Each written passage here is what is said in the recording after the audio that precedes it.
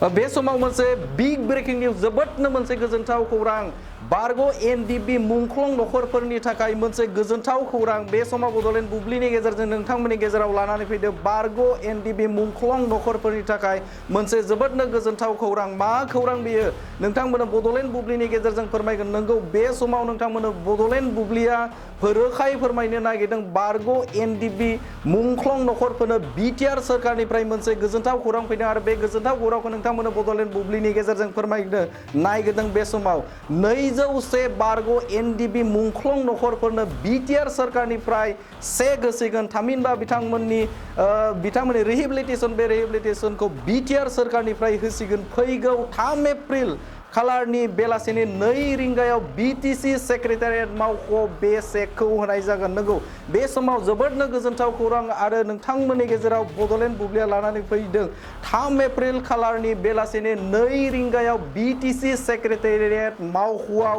201 बारग' एनडिबि मुंख्लं नखरफोरनो चेक होनाय जासिगोन जोबोदनो बे गोजोनथाव खौरां सासे माहारिनि थाखाय जाय बिथांमोना बर' हारिनि थाखाय गावनि आगोमा जिउखौ मुंख्लं खालामनो गोनां जादों थामहिनबा गावनि जिउखौ फोजोबना लानांदोंमोन बिथांमोननि नखर दुखुथिया नखरफोरा जोबोदनो दुखुआव दंमोन आरो बे समाव बिटिआर सरकारखौ गले गले खावलायदोंमोन आसाम सरकारखौ गले गले खावलायदोंमोन आरो बे लेखायैनो बिटिआर सरकारनिफ्राय मोनसे बिथांखि लादों आरो बे बिथांखि बायदियै फैगौ 3 एप्रिल खालारनि बेलासिनि 2 रिंगायाव बिटिसि सेक्रेटारियेट मावख'आव 201 बारग' एनडिबि मुंख्लं नखरफोरनो चेक राननाय जासिगोन आरो बे समावनो मोनसे बाथ्राखौ रोखायै फोरमायनो नागिरदों बिटिसि सेक्रेटारियेट मावख'आव जाय बिथांमोना एनडिबि नि लिस्ट दङ थामहिनबा जाय बिथांमोना बारग' एनडिबि मुंख्लं नखरफोरनि जे मुंख्लंनि जे मुं फारिलाइ दं बै मुं फारिलाइफोरा गावबागाव फोरमान बिलाइखौ लाबोनानै बिटिसि सेक्रेटारियाव फोरमान दिन्थिनांगोन आरो बे लेखायैनो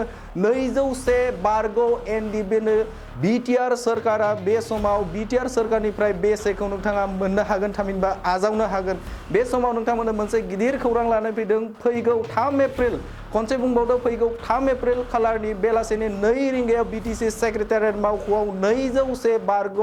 एनडिबि मुंख्लं नखरफोरनो बे समाव रां बा चेकखौ बिटिआर सोरखारनिफ्राय होसिगोन आरो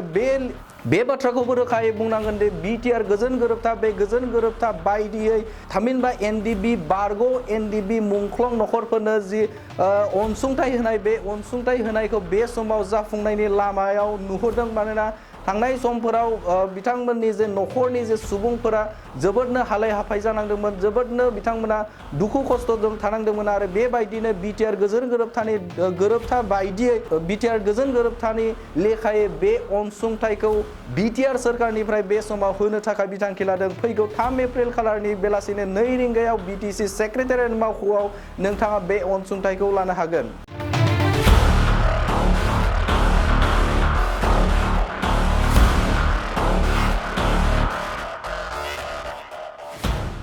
गोजोनथाव खौरां बङाइगाव मेरिडियान किया मटर्स श'रुमआ नोंथांनो लाबोदों गोदान अफार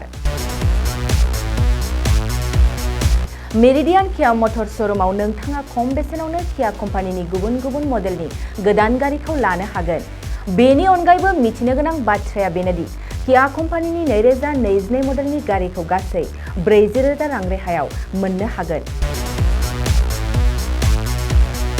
बेजों लोगोसेनो बे श'रुमाव जेखिजाया कम्पानिनि गोजाम गारिखौ सोलाय सोल' खालामनोबो हागोन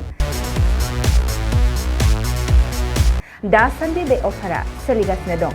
मेरिडियान किया मटर्स श'रुमआ सा बङाइगाव साफागुरि रड आगराला देहा फाहामसालिनि साखाथियाव थानाय महामाया हटेलनि अपोजिट साइडआव दं